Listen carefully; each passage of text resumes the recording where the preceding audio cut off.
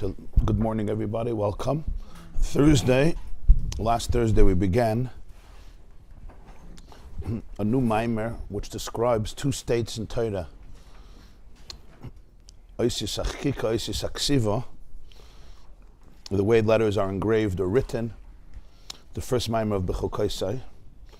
We're holding Bais, so that's, if you open the Likkutei Torah, on top it says Bechukosei, page 89, or Mem Hey, column 2. We're holding Bais.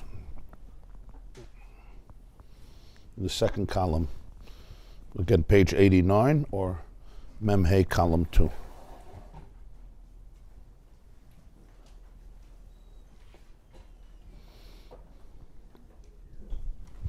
And today's class is dedicated by Rabbi Menachem and Batya Abrams in honor of their beloved children, Mazal, Ayala Rafael Tzemach, and David Gavriel. Arichis Yamim V'Shanim Tovus. Thank you very, very much. And Hatzlacha and all. Thank you. So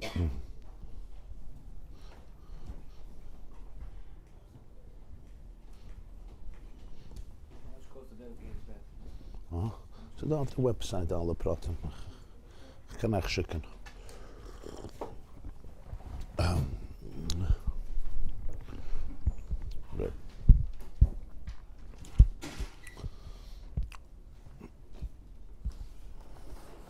So this Maamar Bechokosei Telecho is the first one on the Likkutei Torah Bechokosei. As I mentioned last time, it was said Shabbos Behar Bechokosei Tovkov Samach Dalet by the Alter Rebbe, by the Balatanya. That's 1804.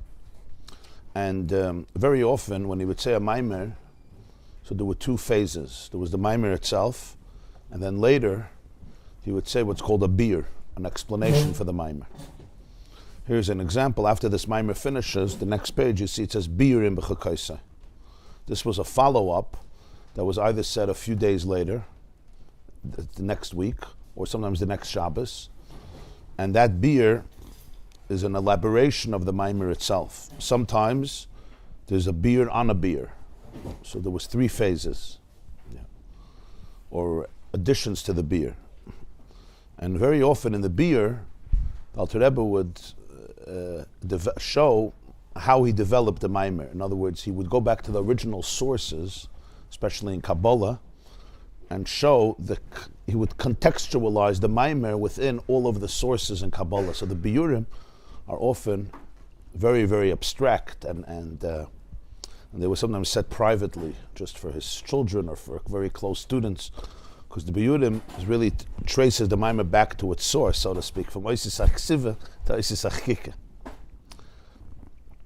Here too, he says what he says in the Maamar. In the beer, he contextualizes it in a larger framework within Kabbalah B'chlal.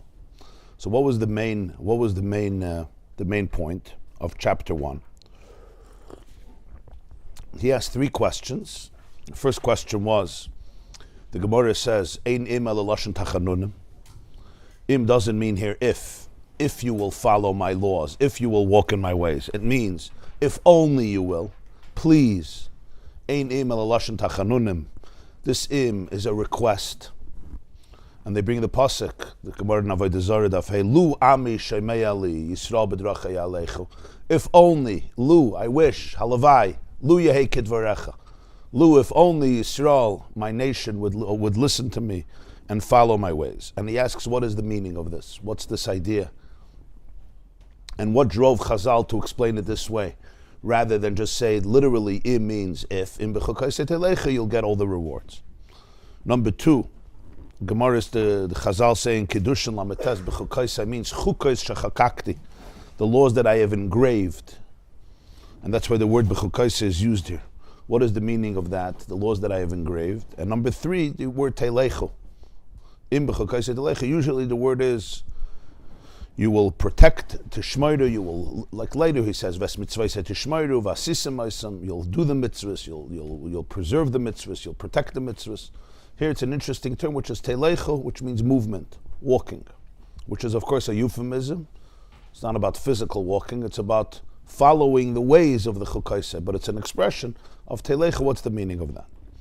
On this he explained that in Torah Shebiksav, in Torah there's two states. There's the Luchas and there's the Torah. the luchas, the tablets, the pasuk says in Parshas Kisisa that v'hamichtav michtav elikimhu haluchas ma'isa lekimhem v'hamichtav michtav elikimhu charus ala luchas. That the letters were engraved in the luchas. Charus means engraved. That's what chakika means. Torah shebeksav, that we're familiar with, the Sefer Torah over there. There's also letters, but the letters are written. And the difference between letters that are engraved and letters that are written is a substantial difference. Both are letters, but there's a difference. In other words, both is not the original material. Parchment is just parchment. It's the hide, it's the epidermis of an animal. There's nothing on it. You clean it up and it could be white parchment, whatever the right color is. The same is true of stone. You have a stone, it's a stone. It's a pristine stone. The letters add something that wasn't there before, but there's a difference. In Oisis HaChakika, letters that are engraved, there is nothing outside of the original material. The letters are made from, as he puts it, inside and from the stuff of the rock itself. That's what engraved letters is. Like in a tombstone, a Sever. Whenever you do Oisis HaChakika, you're engraving it in the stone itself, from the stone itself. You're using that material itself to create the letter, and therefore it's inside the stone itself. As he puts it, Nechkak mehem ubahem. It's engraved from the stones and inside the stones. It's not an independent entity. Oisis HaKsiva, letters that are written, it's also connected to the parchment, and it adds something to the parchment, but it's connected to the parchment. It fuses with the parchment. The ink is now written on top of the parchment. As he puts it, the Oisis amuhus b'fnei atzmon v'loy me'atzmon yisaklaf. The Oisis have an identity on their own. They're not made from and in the parchment.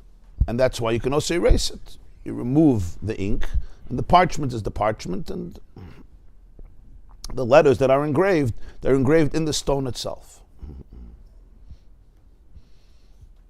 You can't remove. How are you going to remove the letters? You could refill the cavity. You could put stone, but it's a different mechanism.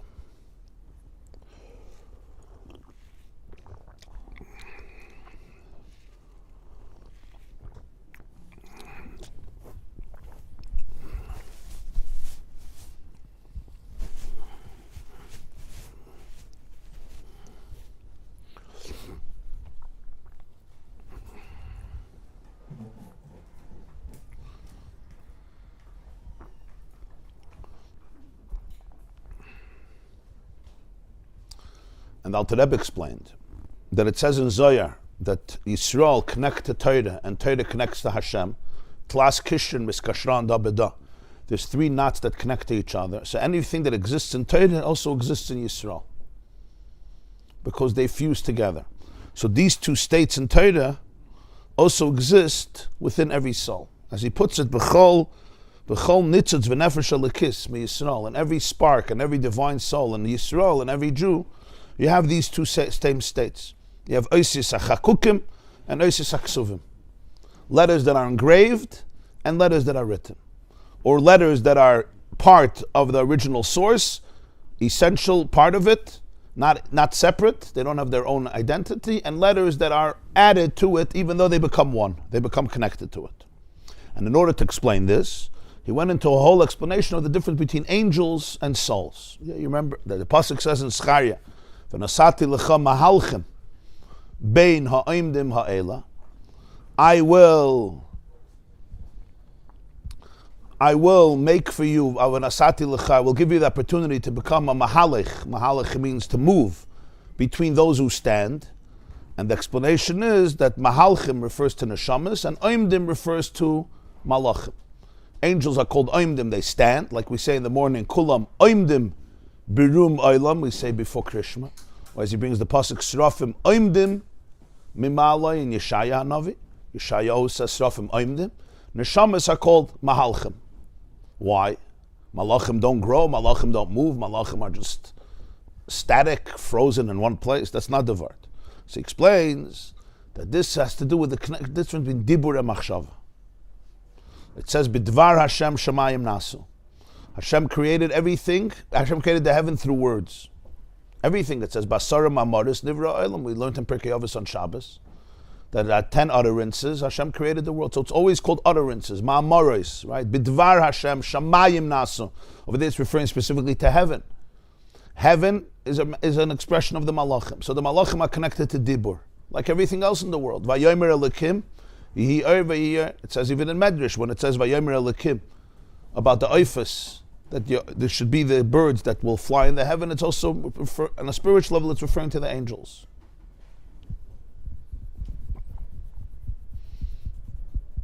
So they're Dibur. About Yisrael, on one hand, it also says Vayomer Elikim Nasa Adam. Adam also comes from Vayomer. But it says in Medrash and Bereshis that there's a few things, Allah b'machshava. Yisrael, Allah b'machshava. And he says this expression of Chazal, Allah b'machshava, they went up in his thought, captures the difference between Mahalchim and between Oimdim. And he explained what's the difference between Dibur and Machshava, words and thoughts. Words, once they come out, every word has its fixed identity. One word is not going to morph into another word. Yeah, it's like in Sefer Yetzirah, words are referred to stones. Many stones build a home, right? Many words, letters are referred to stones. It says in Sefer Yetzirah. You bring together, a wordsmith brings together letters to make words, to make sentences, to make paragraphs, to make chapters, to make books. It's like a building, it's a binyan.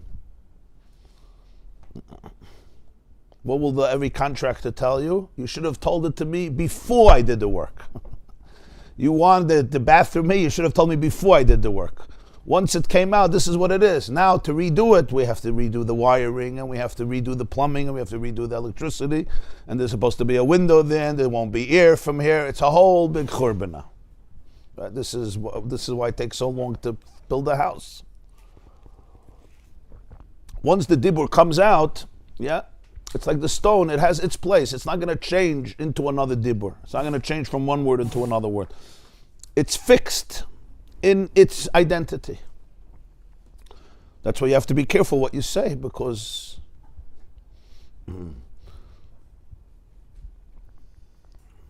words have their identity. Once they come out, I said what I said.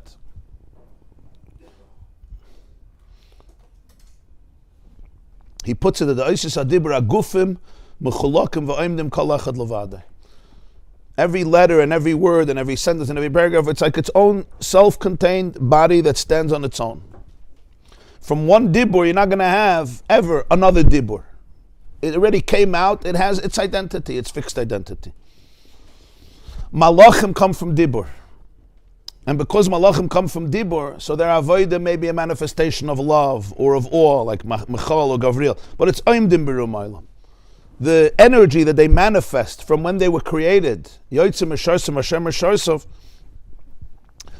though they grow in it, but lo yashanu es tafkidim, they manifest that fixed energy. That's what angels are, and they're not going to deviate from that.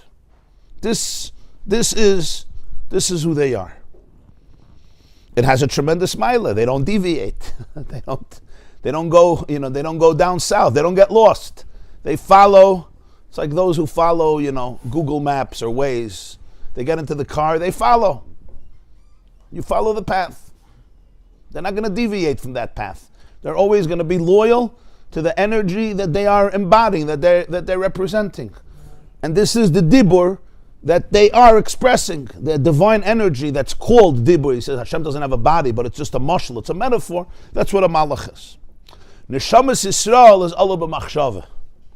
Thought is a whole different experience. Thought is still,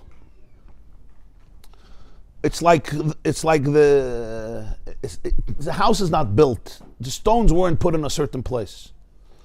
Thought is almost like the artist, right, expressing himself. The art is not done yet. The thought is the flow. There's a flow of consciousness. And the flow of consciousness, you can go one way, and then you can go another way, and one thought can bring the opposite thought, and then that can bring yet a different thought, and a different thought, and a different thought. It's completely flexible. It's not fixed in one identity. In machshava itself, he said there's two levels. Machshava tata, machshava ilah. There's thought, the way it prepares speech. A person speaking intelligently, there's always thought before that and during your speaking. Like the Gemara says, when you're speaking, you should also listen to what you're saying. Don't shut down your thoughts while you're talking. You should also hear what you say. Those thoughts are already thoughts the way they are the blueprint for the dibur. It's like an architect who draws out what the house should be, and now the contractor physically builds it. So dibur is a more concrete manifestation of the thought, but the thought is already, it's like when you're planning a speech, the thought is fixed. You may go back and change things, just like when you speak. You could decide now you want to give another speech. But this is already the thought that plans a fixed speech. And he says still, it's more subtle. You could see that sometimes a person prepares something and then they think about it. It takes one moment to preview a whole long presentation. Really like 2 seconds or an hour, because thought has that ability of skira achas. It's like a scan, it's like a picture.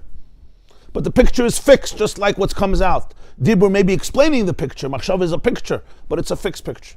He says that's the difference between Asar Mamaris and Maimer Echad. The Asar Mamaris are the 10 utterances. Maimer Echad, Yachal Baris, is Bereshis. The Gemara says Bereshis is Maimer. That's the first one. Bereshis, that Bereshis has everything in it. It's like you preview your entire speech, your entire presentation, right? Or you read, let's say, a long article, and then you think about it and you have it. You have it. That's machshava tata. That's the way machshava is already fueling the dibur. Every dibur needs machshava.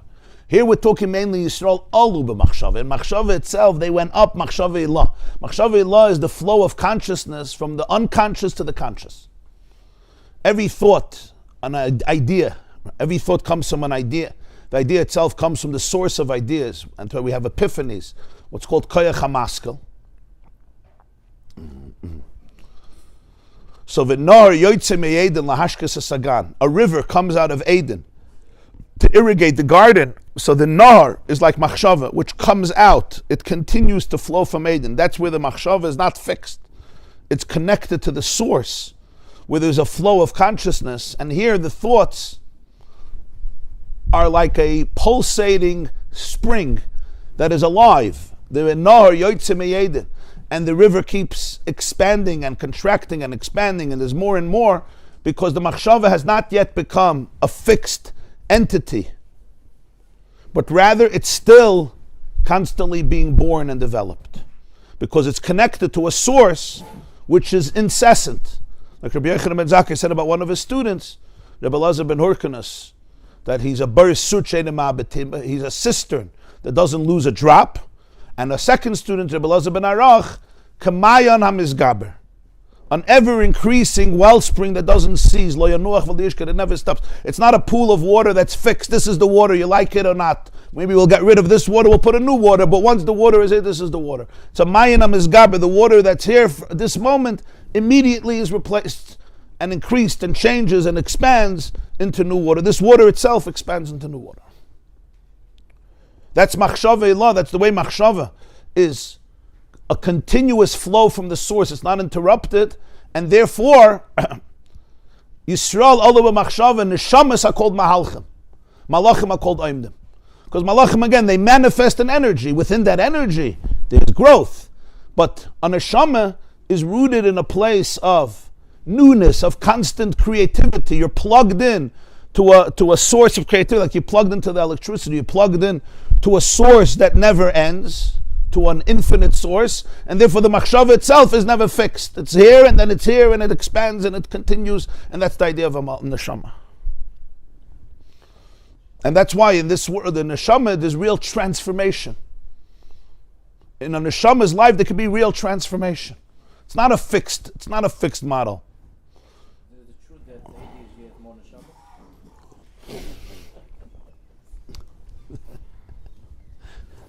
He wants to know if this is the spiritual source of ADHD. People are more energetic. Interesting.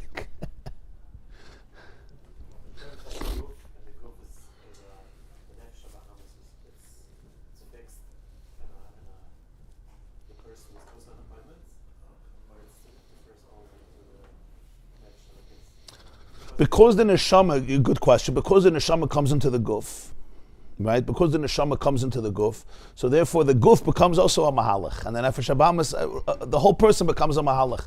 That's why a neshama is not fixed. There's no such a thing, this is who I am. There's a constant flow, there's constant innovation, there's constant change.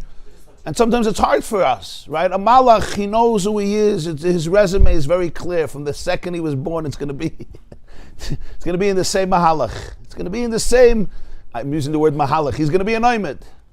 By a neshama, there can also be extremes, radical extremes, transformation, because it's like in the world of machshava ilah. There's no fixed manifestation. A lot of times we say, this guy has this personality. That's true. That's true. That needs to be worked on. But he can change it, but maybe he doesn't have to change it. Ein echaname, ein echaname. It's be like a malach that just grow in that personality. It's fixed in a way. It's a healthy personality. Ein echaname.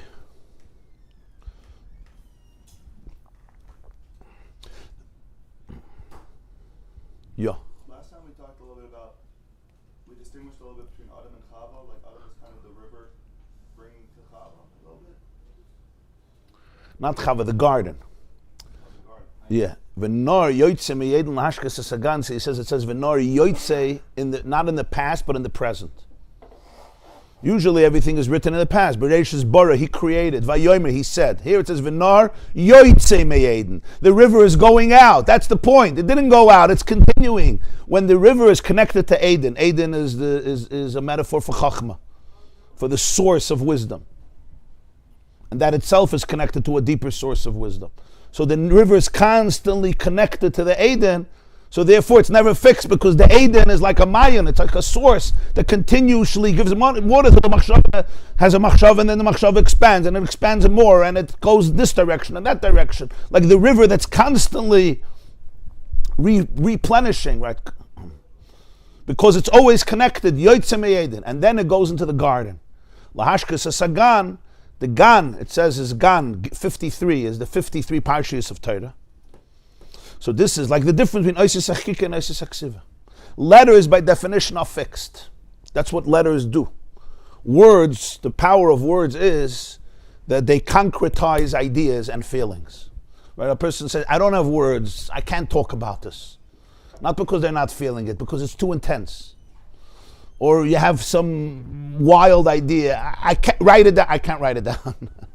It's still in a state, it's called nebulous. It's still the state of chachma, kayach ma. I don't know what it is yet. Words form. That's what words do. It has a tremendous maila. You can write something, you can express something, you can talk about it. It also has a chisaron. The chisaron is it turns it into a fixed finite model. That's what it is. That's the maila of dibur. That's the chisaron of dibur. Right? It is. It is. You may write another article next week and say I made a mistake. Fine, you could do that. But what was written, what was written, what was said, what was said. As he said, it's a fixed reality. It's once the nar yoytze meyeden lahashkas hasagan. Now the river, it's like a pool of water. The water came into the garden, it irrigates the garden. So you have three stages. You have the Eden, you have the nar, and you have the gan. The ois different in oisis achkik and oisis aksiva is this difference. In oisis aksiva, the letters take on their own form. They have their own identity. It's true they're feeding off the ideas. The letters are not just letters that are written in a vacuum, what we would call scribble, mishkabab, just senseless letters. There's a cohesion in the letters because they're expressing something. But what happens now is the oisis have their own identity. That's what oisis aksiva represents spiritually. Oisis hachakika, there's also letters. But the letters are part of the stone itself.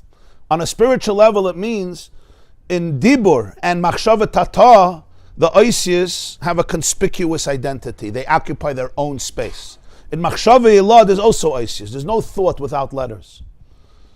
All thought requires, everyone thinks in a language. You think with letters. But in machshava ilah, when there's that flow of consciousness, you don't sense the letters as an independent identity. They're just an expression of the experience itself. They're subsumed in the stone. Like oisis hachakika, they're made from the stone. They don't have their own identity that is connecting to that. The finiteness, if you want to use that word, is subsumed in the infinity. Where in Oisis Aksiva, it takes on its own identity. There's ink that's connected to the parchment. It's trying to express the parchment. It's not separate from the parchment. It becomes connected to the parchment. Without the parchment, you don't have letters. You just have ink. There's a fusion between the ink and the parchment, but it's a fusion of two things. And Oisis HaChakika, the Oisis Lechatchila, are part and parcel. They're carved and engraved in and from the stone. So that's the Nahar, Yoitze Meyedin, Lahashkas Asagan. The Gan is the Torah Shebeksav, the way the letters become fixed. The Nahar is the way it's still a Machshav Ela Isis Achkike. It's a different state of Isis, it's a different state of experience.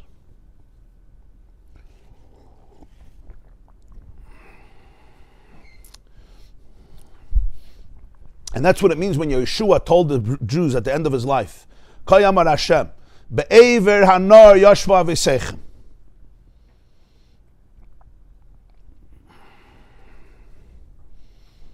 Me'olam, your forefathers come from Eved Anar, from the other side of the river, and that becomes the name of the first Jew, Avrama Ivri. And the question is, the Alter Rebbe asks in the Beer, he elaborates on the question. Everybody knows this. It sounds like Yehoshua was telling them a big piece of news about where Avrama Avinu came from. And the Alter Rebbe says, no, he was telling them a Dover Gadol, that you should know, Aveseichem, it's not just biologically your fathers where they lived, geographically they lived on the other side of the river. It's telling you about yourself. When you speak about your fathers, it can mean your father physically, your father Yezeda, Alter Zeda. Aveseichem means your own source. Be'evid Anar Yashva Aveseichem means your souls come from the other side of the river. Yisrael Olu B'machshava. They come Me'evid Anar. In other words, you're not Oisis Aksiva, you're Oisis Achakike. Don't define yourself a certain way because you originate in infinity. True, in order to come into this world, we came down through Dibur and we have a fixed identity, but that's not who you are. It's not. If you go back to your cellular, if you go to your cellular spiritual biology, if you go to your DNA, you come from the other side of the river, pre-river. In other words, you come from a place of infinity where the Isis are not Isis Aksiva, they're Isis Achakika. So the last thing you want to do is put yourself in a mold and define that this is who I am because this is who I was yesterday, this is who I am today, this is who I am tomorrow. That's not true. This is a chiddush. This is something worthwhile telling people. Not just intellectually, but on an experiential level, to know that that's where you come from. That's your true essence. So don't fall into the Isis. Don't let the Isis become a trap. Your Isis are really Isis achakika, not Isis aksiva. Even when life comes into Isis, because that's how we live in fixed models. We have schedules, we have identities, we have shapes, we have forms, physically and psychologically. Right? But there's a difference in Isis achkika and Isis aksiva. The way he says it in the Beard is, I'm not going to get into it at length, in Kabbalah, one of the most complex sugyas in Kabbalah is the issue of spheres, essence spheres. How does from infinity come finiteness? Ein soif comes soif. Or in the language of this Maamar, how do you get from infinity into Isis? Everything begins with infinity, pure Ein soif. But the world we relate to is a fixed world. When I want to talk about this, if I tell you infinity, you're not going to know what I'm talking about. I'm drinking infinity. I'm not drinking infinity. I'm drinking coffee. And that required coffee beans. And somebody had to plant and harvest and deal with it until it's manufactured and it came to here, 18 Forshey Road, Monsey, New York, 10952. And here too, there's a zip code with an address. If I'm saying I'm sitting in infinity and we're learning infinity and we're drinking infinity, it's very nice, it's very geschmack, but there's really there's no way to communicate. Communication by definition is always about definition. That's communication, and that's the world we live in. That's a real world. Is that the world we live in? Is that the world we live in? I don't mean to drive anybody crazy. Huh? Unless we stop talking. That's why silence is so hard for people. Because silence is scary. Because real silence, you could try it, you'll see. We're all trying. You're saying I should try it. You're trying already for a long time. I should try it. They say a word. It says in Parshas Shmini that Moshe got upset at Aaron because the Soyer Hachatas, one of the goats that was offered on Rosh Chodesh Nisan, was burnt. They burnt it. Aaron and his children burnt it instead of eating it. So Moshe got upset. Why didn't you eat it? Madu lo yachalt. B'makom HaKadosh, it was supposed to be there for atonement. So Aaron gave a whole explanation. His children died. What he was supposed to eat, and the chalakal b'katsheh, he gave a whole explanation. It says, Vayishma Moshe vayitav be'einav. Moshe heard what Aaron said, and he liked it. Vayitav be'einav, he agreed, he retracted. So there's a word, they say, that Moshe was always talking. Aaron was listening. Moshe was the shliach, he was talking. Vayishma Moshe, suddenly once Moshe heard, Vayitav be'einav, he said, oh, it's not bad. Vayitav be'einav, so ganz good. Real silence is not just passive. Real silence is active. Silence is a bigger avodah than anything else. Because silence is, what happens in silence? Why is silence so difficult? Because in words we force identity. This is what it is.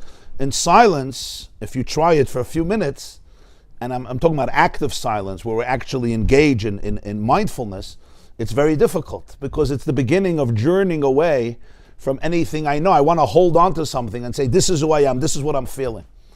But feelings and thoughts and triggers and emotions, they're like clouds. They move, they constantly move. You know, you have a feeling and you think this is it. This is the absolute expression of reality. It's an absolute expression of you smiling while you relate to this.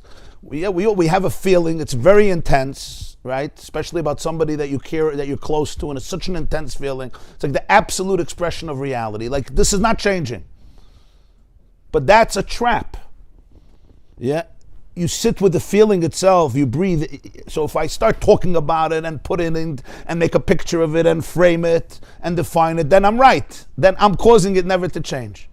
But if you actually let it be for what it is, it moves. Everything moves, it moves. Like clouds, it moves and then the sun comes out. That's how it is. So be'evid anar yashva v'seicha means if you go deeper and deeper, you'll find out that Isis don't have to be Isis haksiva. Really, Isis hachakika.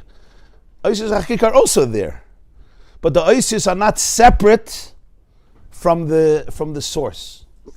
They're an expression from the source, and a complete expression. And there's different states of reality. So in creation itself, right, you have the spheres. The spheres is the way divinity comes into Isis. Comes into form. There's something in Kabbalah called Esespheres Hagnuzis. Esespheres Hagnuzis means you have the 10 spheres, but they're still embedded in their source. That's the example of Isis HaChakika. The Isis are there, but they're not separate from the stone. So there's nothing outside of Ein Sof. And the same is true in Torah. The Luchas represent one state of Torah. When you saw the Luchas, you saw the finiteness as some expression of infinity. The Isis were part of Ein Sof. In Torah Shebeksav, the written Isis, there's already something called Isis Haksiva, there's something called Isis. In fact, you can even look at the Isis and not really realize what they are expressing. A person can memorize letters and words and not even know what it is. On a spiritual level, you could see it as complete finiteness, like we learned in the Maamar of Bahar. You have the seed and you don't put it in the earth, and you never see what's really in the seed. You have a seed and it's a very nice seed, but its true potentiality and infinite reproductive powers remain latent and dormant. And that's the part of Torah like I have, like he says in the previous Maamar in Bahar, Yayin Yisamach Levav Enosh. All the wine you have could just be one that brings simcha to people. It's intellectually creative. And then there's Yayin HaMesameach Elokim V'Anoshim. It's a different type of wine. So that's the difference between Isis HaChakim and Isis HaKsiv. And the same is true in the Torah, it's also true in the Neshama. You don't come from Isis HaKsiv, you come from Isis HaChakika. You come from Achshava Elah, you come from the other side of the river. Because you come from the other side of the river, what's the other side of the river? That's the place where there's no fixed model. You're not formed in Isis. Later, Vayomer Elokim Nasa Adam B'Tzalmeinu Kidmaseinu, we come into Isis. But that's not your Shorish. And therefore, never define yourself in one fixed way. Yeah. So, Isis cannot be broken, can be broken as well. So, Moshe broke the Lucas. So, does it mean that our engraving can be broken as well? So, it's not. It's not rewriting, it's opposite. I'm talking about the engraving. So eternal life, can it be broken? Should be broken. He broke the luchas, but even when he broke the luchas, yeah.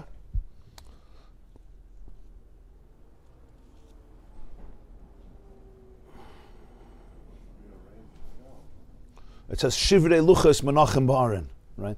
The Gemara says luchas v'shivrei luchas menachem ba'aron. The broken pieces of the luchas were also put into the aron, even when they were broken. And then the luchas shni is the second luchas. They weren't broken.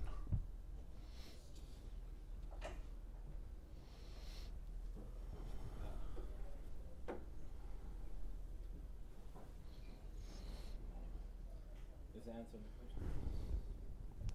The question is still remaining. What nakuda do you mean? He's trying, if I understand it, trying to ask that the person should always reevaluate his sources. Oh. Though it's alert. This was the question? Is nishbar lev is breaking? Oh. Which letters is breaking? Right.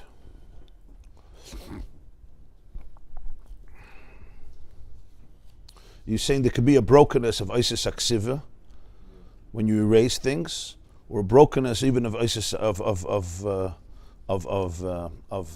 Achakika. In fact, there's later in Bechukosei there's a Maamar on the pasuk. It says in the Teichicha b'shivri lachem mate lechem. B'shivri lachem mate lechem is talking about in the Teichicha and the curses. So the Alter Rebbe explains it on a spiritual level. B'shivri lechem mate lechem is the Eitz Chaim, it's the tree of life, and b'shivri lechem is the shviras haluchas. When the luchas broke, and then when the luchas broke, it says till the luchas were broken, they were cherus memalach hamavos. There was a freedom. Once the luchas broke, they lost that cherus because they lost that cherus. And he says from that, as the result of that, the Torah was neslapsha b'dvarim gashman, which means it's a later Maamar here, b'shivri lachem. It's a whole Indian. It means when something is broken, what happens is it's broken into pieces. So now, when you look at one piece, you don't see the whole picture. Thank you. You only see a little piece of it, right? You only see a little piece of it. Pre-Shviras Haluchas, Yiddishkeit was experienced very different. The Rakachava writes this also in Sofnas Panech in a few places. The difference between the first tablets and the second tablets. Pre-Shviras Haluchas, Judaism wasn't experienced like it's now. If you want to use your language, in science they're searching for something called the string theory. The string theory is what's called like the one explanation, if you could use the word explanation, the one idea that should, one model that explains everything. Doesn't explain 50% of things. All reality, it's a string theory, like almost a vibration of a harp, of a fiddle, like a vibration. That one nekuda, the theory to explain all theories, right? It's like the source of everything. Once you have that, they're searching for it. When they find it, it's going to be Einaid Mulvada. That's going to be the Gula when they find it. And then, not only when they find it, when we experience it. Because it could be on an intellectual level. We're talking about the experience of it. So over there, it's not anymore. Let's figure out how a tree grows. Let's figure out astronomy, cosmology, geology, biology, psychology. Over there, you're figuring things out, and you know a lot of things. You don't know a lot of things. Here, you want to figure out the one nekuda that's literally like the domino. You know, you push the domino, and it's responsible for everything. So the Rakachava says, and it's really in this Maamar, in the Maamar later over here, that pre-Shviras Haluchas, that's how Torah was conceived. It was conceived as one nekuda. He says the whole Torah was one nekuda. There were no 613 mitzvahs. It was mamish one nekuda. Everything else was just a manifestation of one nekuda. It was all one. Mamish nekuda.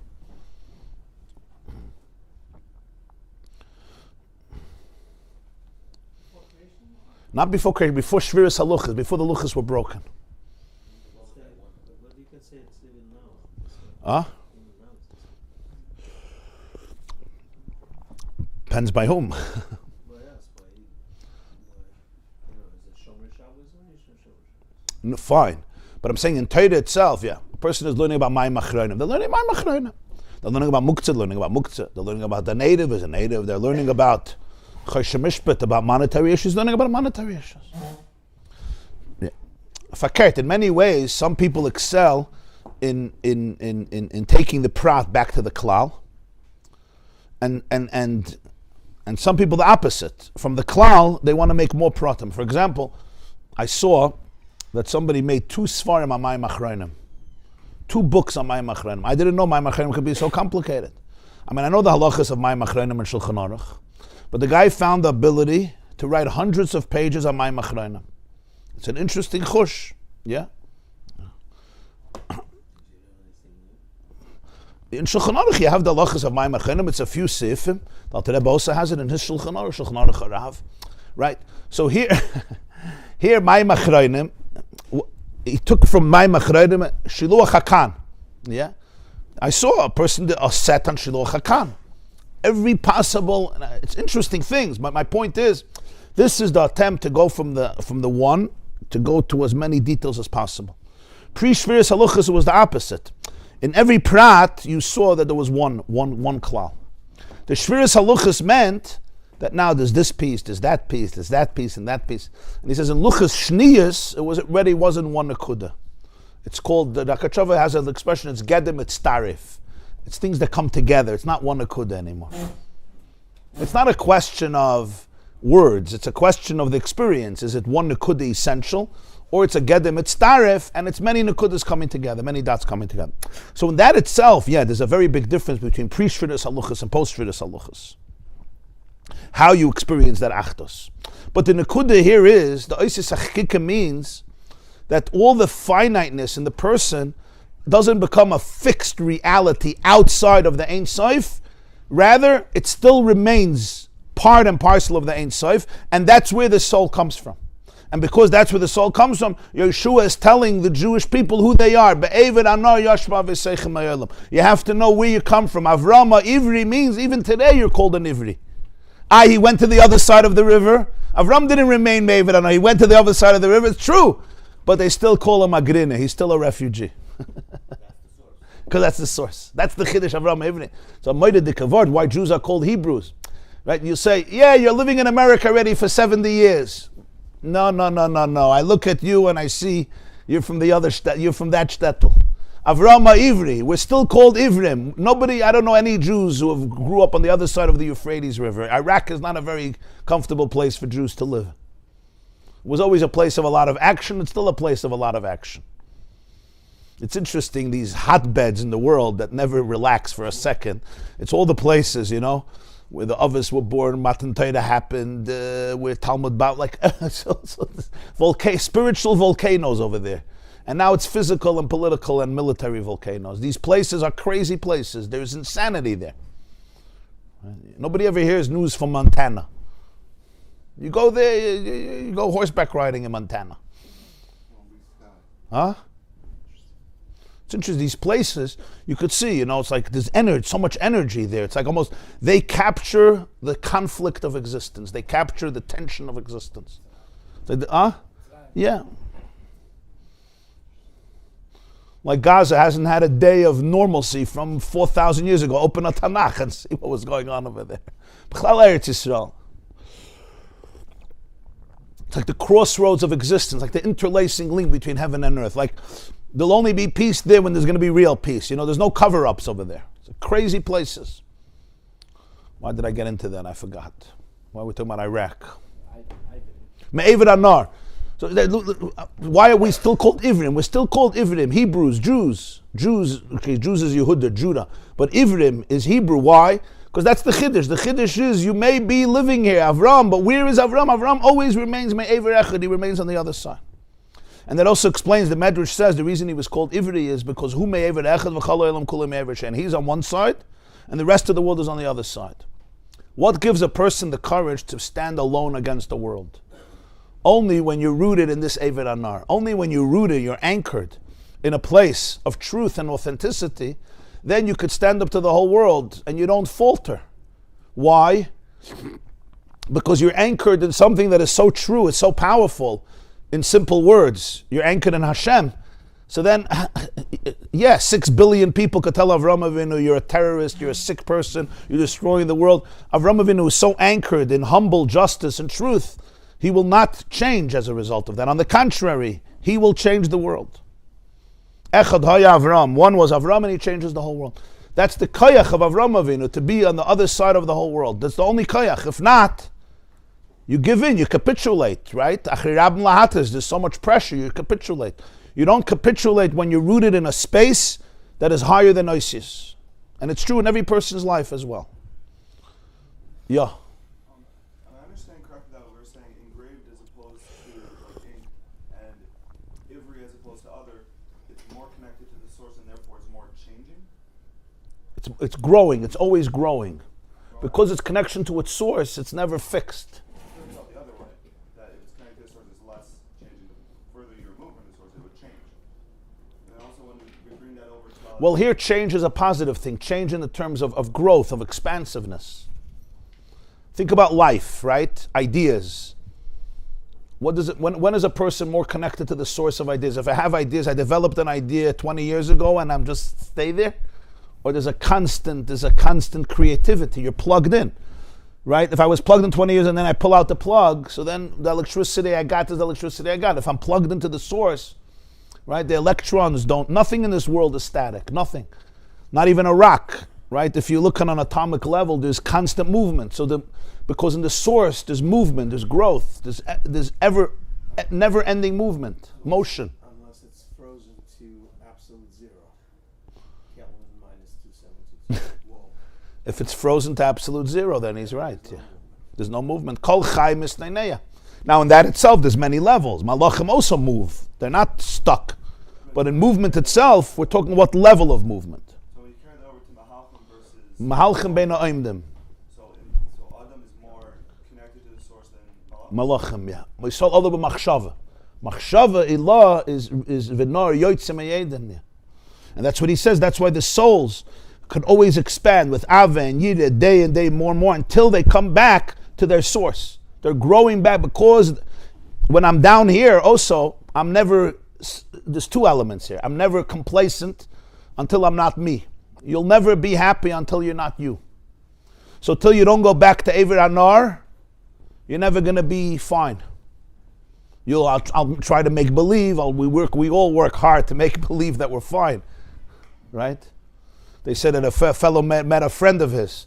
He says, "Oh, Yankel, I haven't seen you in so many years." "Yeah, Shalom Aleichem, Baruch." Baruch says, "Yankel, tell me what's going on, but I don't have time. Tell me in one word, how has life been for 20 years? He says, "Good." He says, "Listen, okay, good is not going to do it. Give me 2 words." He says, "Not good." Verstehst? So we try to feign sanity. In other words, it's a deep story actually. It's not such a superficial story. Zero or one. 0 or 1, yeah. They say there was a Jew who decided to go to the Buddhists. So he went into an ashram, and over there, it's very much about silence and meditation. So they told him, we meditate for 5 years, and after 5 years, you have the right to say 2 words. Fine. So 5 years he meditates, and afterwards the guru says to him, "Stephen, what do you have to say?" He has 2 words. So he says, "Mattress, horrible." Okay. Another 5 years. What do you have to say after 5 years? It's now 10 years. "Food, sickening." Okay. Now 15 years. What do you have to say? "I quit." The guru says, "It's about time. All you've been doing is complaining since you came." So we try to feign sanity. We try to make good with what we have, which is normal, it's human. But the point is, you're never going to be complacent until you're not you. That's prat la yidach mimenu nidach. Right? Zroik chutter la'aviri, the Gemara says, if you throw up a stick, gravity is going to cause it to go back to its source. Afer atav alafer tashav. It's also true spiritually. The body is looking to go to Afer, but if you come me'evid anar until the soul doesn't get there, it's not going to be content.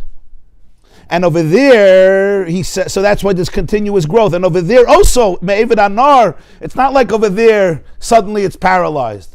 Once you go to Evid Anar, V'nahar Yotzei, it's even more. So there's no growth. There's always growth. And if we drew a chiluk between Ivri and, I guess, non-Jew, is there a chiluk between man and woman? He's not differentiating between men and women. It's every neshama, every soul. For Abraham to be on the other side of the world, he had to be engraved. Yeah.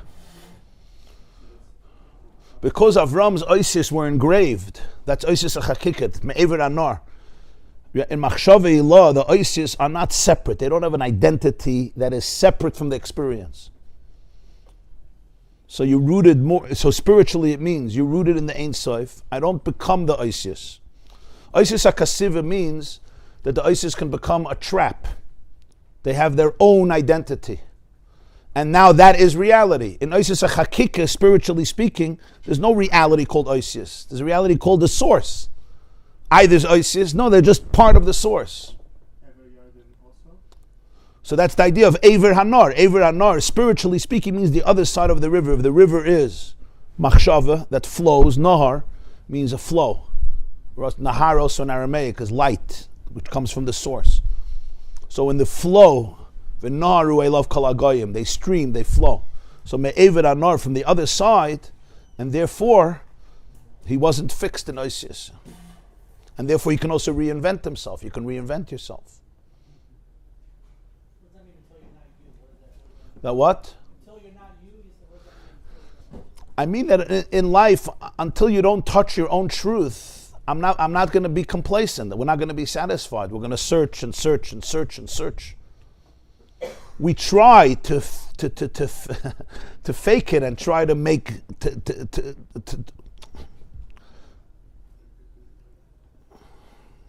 I lost words here. It's a good sign, probably, huh? To deal with the symptoms. We try to deal with the very good emotion. We try to deal with the symptoms. But for the soul to start dancing, it needs to touch who it is. I can't be content if I'm not me, right?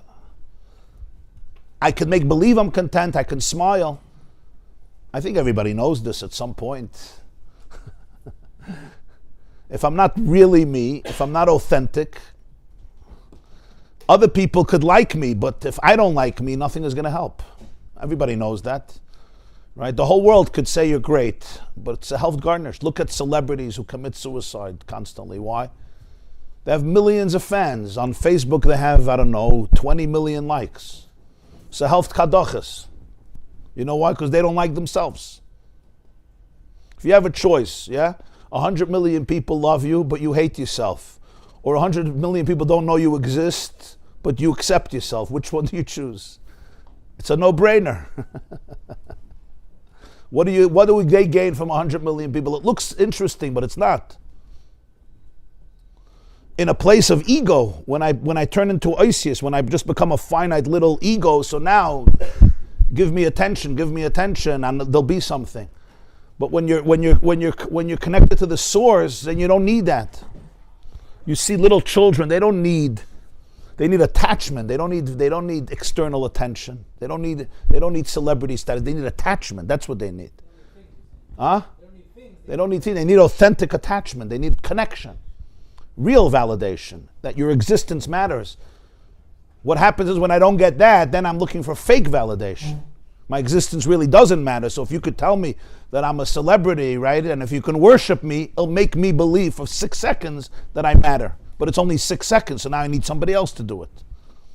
Now once I have 1 million people doing it, it's nothing. What's 1 million people? Now I need 10 million people to do it. Messiah. Now you got your 10 million people, what's that? It's worthless. Especially the other guy in Hollywood has 30 million people. So what are you garnished? Your Maamar's garnished.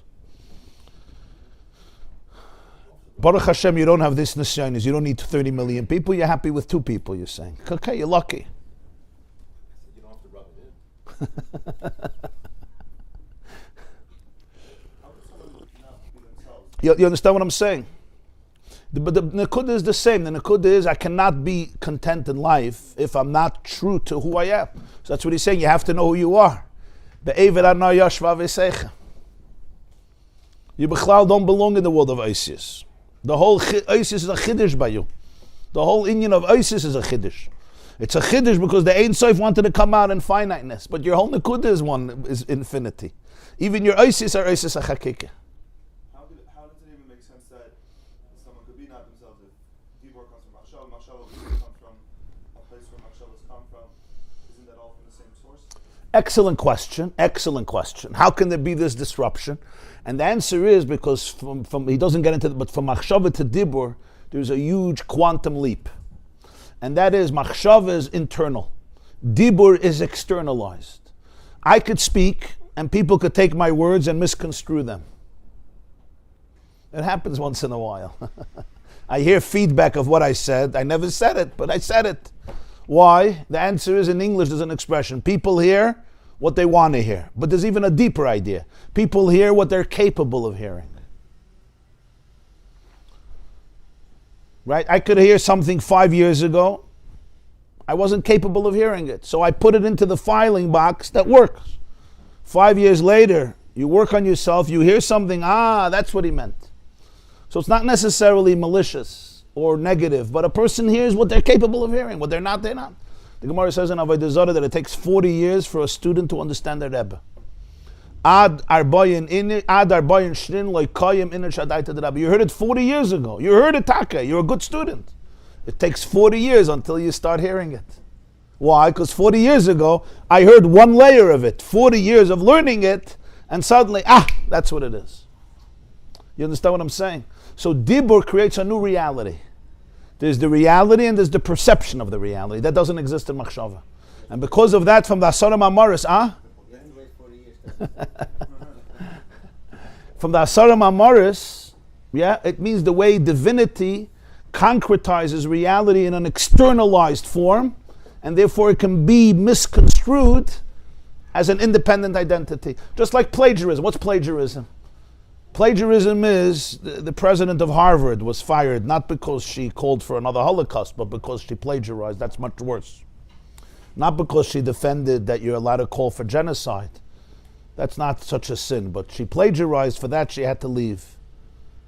You heard President Gay from Harvard University. What's plagiarism? Plagiarism means you took someone's words and you made them your own. That can only happen in Dibur, not in Machshava. You can't plagiarize people's thoughts. Maybe there'll be some new artificial intelligence. Elon Musk now has neural links, right? So they can already plagiarize your thoughts too. But at least regularly we plagiarize people's words, not thoughts. Machshava tata. Until they get to Machshava Ilah, yeah. What do we do with God? We plagiarize him all the time. The moment I say, I made money, I'm talented, that's called plagiarism. What did I make? There was a chassid, they used to ask him, was machst du? You know what was machst du means? In Yiddish it means how you doing, but really it means what are you making? Was machst du? So you would say, was kann schon a gemachter machen? Was kann schon a gemachter machen? What could somebody who's made make? He had perspective. Why was Moshe more humble than everybody else? You think he didn't know that who he was? Moshe knew who he was. He stood up in front of Kairach. He didn't lack self-confidence. The answer is because he never plagiarized, because he didn't live in Dibur. He lived in Machshava. Moshe wasn't a speaker. Moshe lived in silence. When he spoke, it's because he had to talk, not because he lived in words. He lived in silence. You understand? Moshe came from water. He was invisible. When he was visible, it's because the Ein Sof needed to become visible. So he was never stuck. He was never feeding off the recognition of the people. So he remained humble. It's very deep. So Dibur can become a trap. When Hashem speaks the world into existence, now it's a tissue box. In the world of Machshav, it's not a tissue box. Not because it's not a tissue box, because a tissue box is not a tissue box. Did you understand how deep that was? We create a tissue box. What's really a tissue box? So break it down, at the end, a tissue box is an expression of Ein Sof. Everything is an expression of Ein Sof. We don't have those words, so we give words. That's what Dibur does. You understand? And that's creation. What happened by creation is not by, it says in Tanya and Lamed Vov, it's not that creation created a new reality. Creation created a perception of reality. That's what creation was. Bereshis bara Elokim esa shamayim ve'esa aretz. The Maggid says on Moed Dikavart. Bereshis bara Elokim esa shamayim. You know what was created? Oisius. The oisius of heaven, the oisius of words. Heaven and earth were there before. You know why? Because heaven and earth are infinite. They're God. Ein od milvadai. What do you mean? Heaven is heaven, earth is earth. Bereshis bara Elokim es. The oisius, to call it heaven and earth, that's what's created. You understand? So hafla de kavart. So every level of reality can be experienced on different dimensions. But basically on a dimension of oisius and a dimension pre-oisius. Dimension of oisius, it's finite. Heaven, earth. Dimension pre-oisius, it's infinite. Be'ever hanar is the link between infinity and finite. That's oisius hachakika. Oisius hachakika is that link. It's the language of finiteness subsumed in infinity. If you don't understand everything I'm saying, it's fine, because I also don't. Trust me. I'm using words. But I just want you to be toifus the mahalach, the way he's explaining it. Oises aksiva is already the way we take the words very seriously. No, this is earth.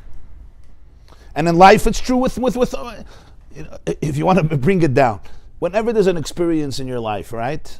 What this Maamar is teaching you is, to make it very practical, is don't hold on to that experience as the absolute reality of existence.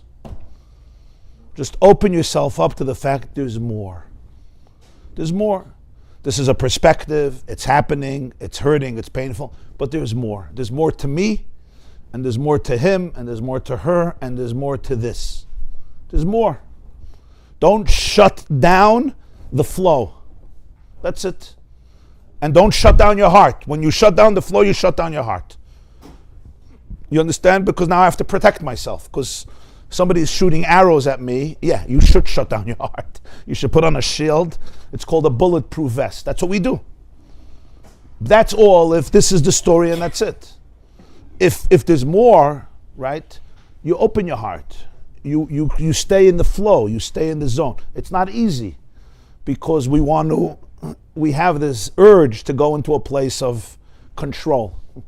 Oisius you could control because it's fixed, you understand? This is a tissue box. Oh, it's mine. It's mine. Everything is mine. This is mine. This is mine. This is mine. Right? Ain't safe, you can't control. We like to control. We love control because control is security. We understand that. If it's finite, I control it. If it's infinite, how do you control infinity? Tell me. Where do you put it? In which bosom? You don't. Infinity controls you.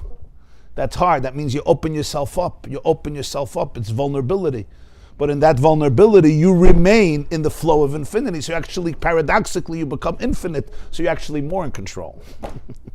But the only way you're more in control is by giving up all control. It's a different type of control. I don't have to control. What do they say in recovery meetings? Let go and let God. Right? That's the Lashon. Let go and let God. God doesn't mean God there. Again, God can also become a control freak. We know that, right? My God can also be another control. He's a bigger control freak.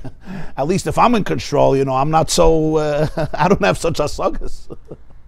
I want to control my bank account. So when we say God, you have to also not put God into oisius. One of the biggest problems with our relationship with God is we put God into oisius. God, G-O-D. Right? That's why it's very sophisticated. That's why it's very powerful. The Alter Rebbe doesn't use the word God. He uses the word Ein Sof. What does Ein Sof mean? I have no words for it. Don't give me words. I'm not going to give you words. Don't give me words. Ein Sof means, I don't have words. I'm not going to put it in words. I'm not going to get trapped by words. Ein Sof is words. That's true. Ein Sof is words. But Ein Sof means that there's no words. That's what the word Ein Sof means. It's the best you can do with words. What's the best you can do with words? When words say, I have no words. That's the best you can do with words. Words can't do anything better. I could shut my mouth, that's true. But if you want to speak, you could say there's no words. That's what Ein Sof means. Even the word Hashem, right? The word Hashem, it's a very important name because you say the name. I'm not talking about him. I'm talking about the name. It's like you say, when somebody calls you for a shidduch, right? You say he has a name of being a good bach. I don't know him, but I'm telling you the name. What does that mean? Name by definition means it's just the way I know him and the way they talk about him. Nothing to do with him. We all know people have names one way, and the truth is the opposite, either in the positive or the negative. Somebody could have the name, the biggest Baal Chesed and the biggest tzaddik in the community, and then speak to his wife about the tzaddik. Speak to his kids, And they're verkehrt. You all know the story about the holy miser, right? Yosela, the holy miser from Krakow. Yosef Kamtzen Kaddish. You know the story. Okay, whatever. It's a famous miser about this miser. He had a reputation of being a kamtzen. When he died, they found out who he was. The point is, name is always about the way I know you, I experience you. So when you say Hashem, it's always right, that definition. I'm giving you now a definition. It's talking about a name, which is fear. But that humility, you don't have in the word God. You don't have in the word God.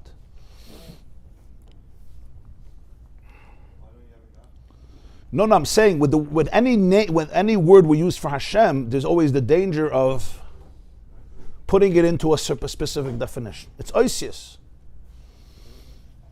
Oisius are important. We wouldn't be able to have a shiur if there was no oisius. The Maamar is written in oisius.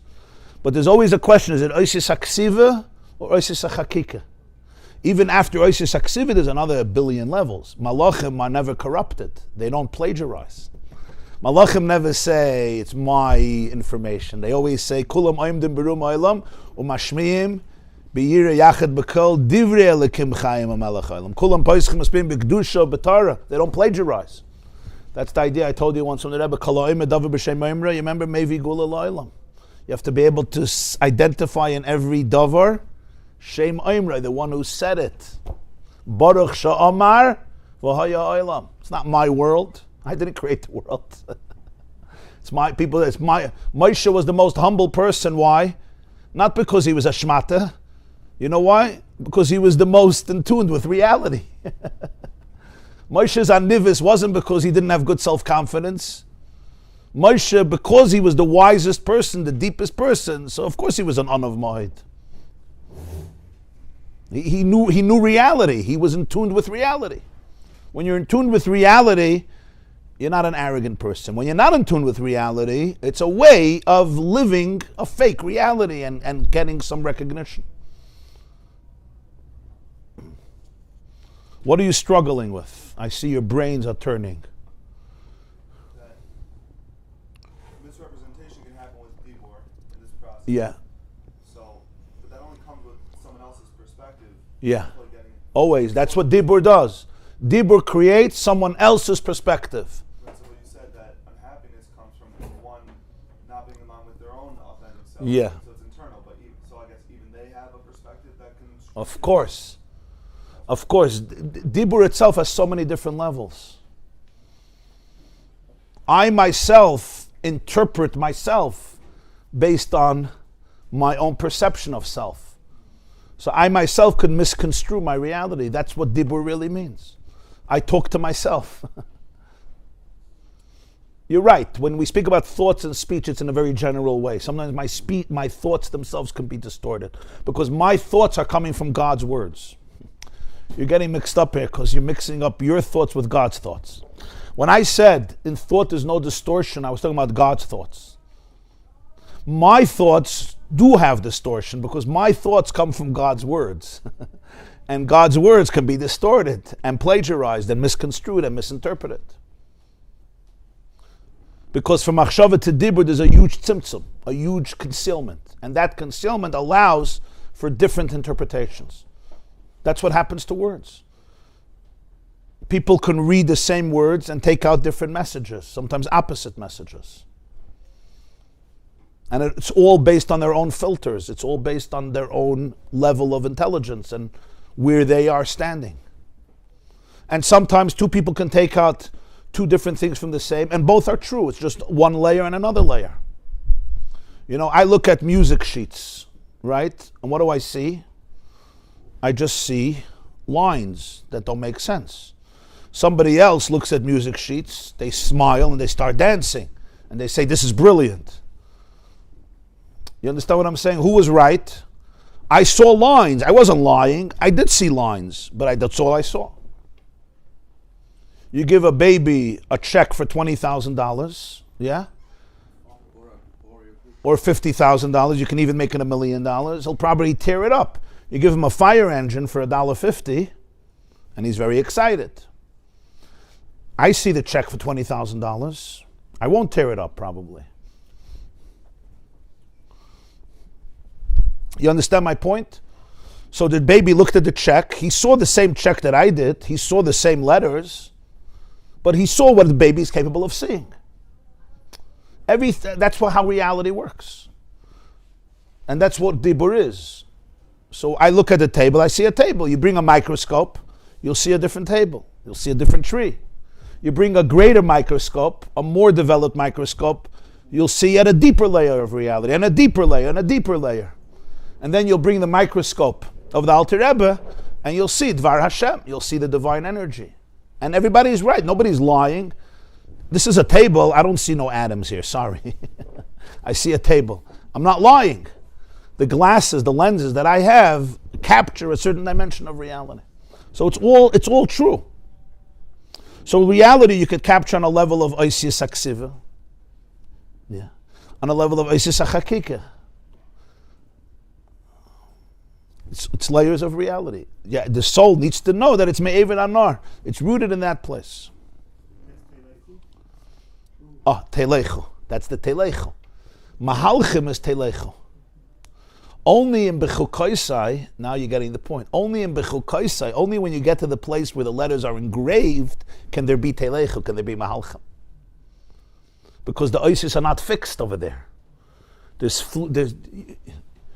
It's called, you're living in, it's called fluidity. There's a fluid. In Hebrew there's a word, nozel, gamish. There's a flexibility, there's a fluidity. There's movement, there's a current. There's a current, selept.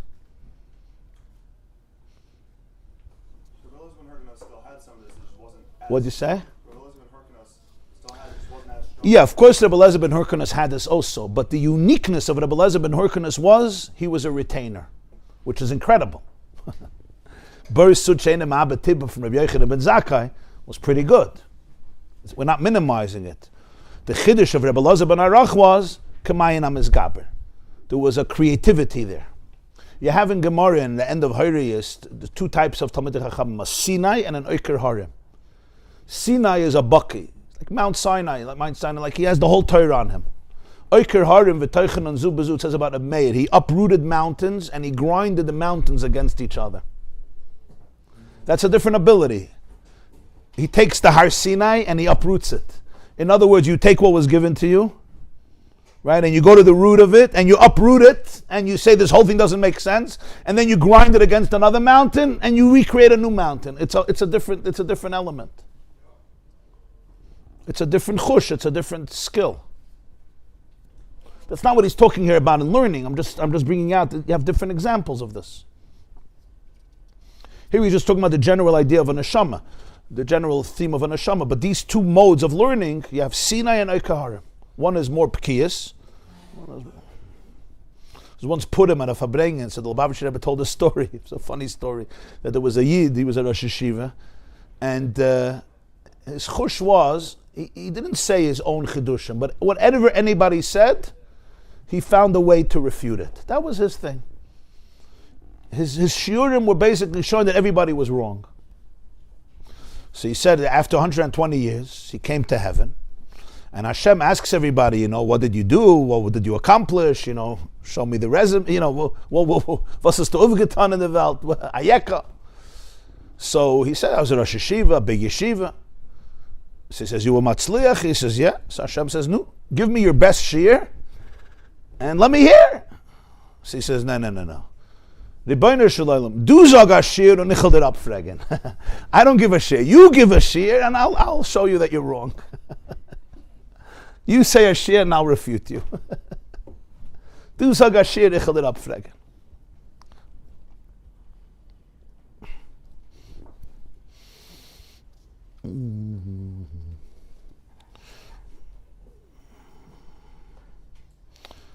Okay. I was planning to finish the Maamar today in my machshava, but not in dibur. Beseder. Everybody have a beautiful day and a meaningful day and a day of true growth and movement and flexibility.